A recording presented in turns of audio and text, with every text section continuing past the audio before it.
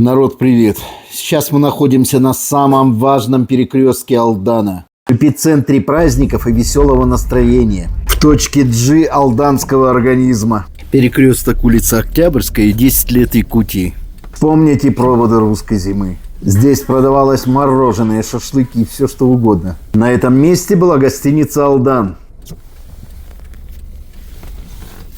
А здесь был знаменитый гастроном. Он и вертолет летит, разбрасывает листовки. Но это уже после праздника. А это летний вариант. Прямо перед нами это универмаг.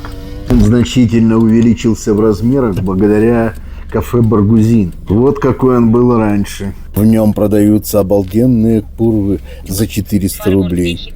Фу, блин, куры-гриль я имею в виду.